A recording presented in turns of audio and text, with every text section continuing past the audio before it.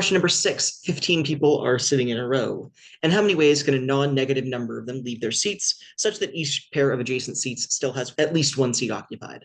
Now, notice that 15 is a fairly high number, but we can build a few base cases to start with and then solve this problem through something called recursion. Recursion basically asks you to first find a few base cases and then find a formula for the nth case, given that you understand what the nth n minus 1 case is. So you find a formula that recurses back on itself. The formula depends on knowing previous values of that formula to be able to find the current formula. So let's call n the number of people in the row and f of n the number of ways to solve this problem with n people. Well, if there are 0 people in the row, that'd be f of 0 ways. But if there's no people in the row, then there's only one possible case, because there's only one way for no people to not sit in a chair. So f of 0 must be equal to 1. F of 1, where there's one person sitting in a row, well, either that person stays sitting in the chair and there are no pairs, so every pair that exists, that is 0 pairs, have at least one seat occupied, or they can get up and leave and then there's one empty chair, and similarly there's still no pairs of chairs and all of those no pairs have at least one seat occupied. So there's 2 ways for f of 1 to work out. Then for f of 2, well, this requires a little bit more counting. If there's 2 people in the row, we have 2 chairs, and either they could both stay sitting, this person could leave and this person can stay, or this person can leave and this person can stay, but they can't both leave. So that's 3 possibilities. Now, let's consider the vague case for n greater than 2. If there are n people in the row, then we can consider cutting off the nth chair and looking at the n minus 1ths chairs. Now, if there is someone in this nth chair, then it doesn't matter if there is or isn't someone in the n minus 1th chair, because either way, there will be this person here right here, so this pair will have at least one person in its place. So every case with n minus 1 chairs works for the n case if there is a person in the nth chair. So in the case of there being a person in the nth chair for f of n, then there are f of n minus 1 ways to fill out the chairs. However, say that there isn't someone in the nth place, then there must be someone in the n minus 1th place.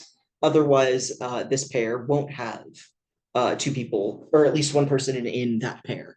But then that becomes the case where there is a person in the n minus 1th chair, and then the n minus 2 chairs will work in all of the f of n minus 2 possible ways. So in this case, there's f of n minus 2 ways for people to leave their chairs. So not minus 1, minus 2.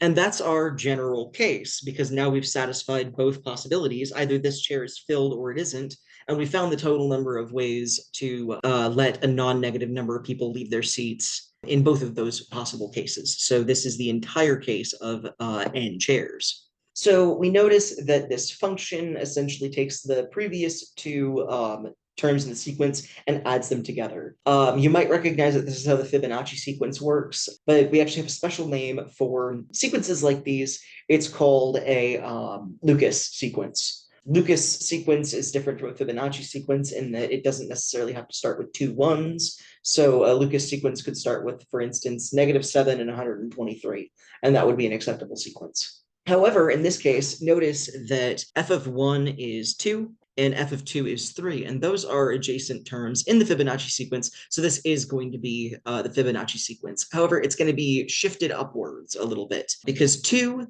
is the 3rd non-zero term in the sequence, and 3 is the 4th non-zero term in the Fibonacci sequence. So f of 15 is going to be the 17th Fibonacci number.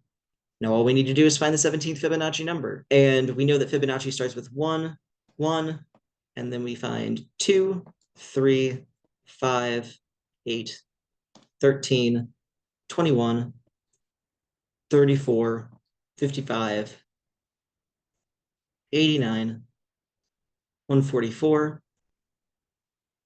233, 377, 610, 987, and 1,597 for our 17th Fibonacci term, and therefore the 15th term in our function.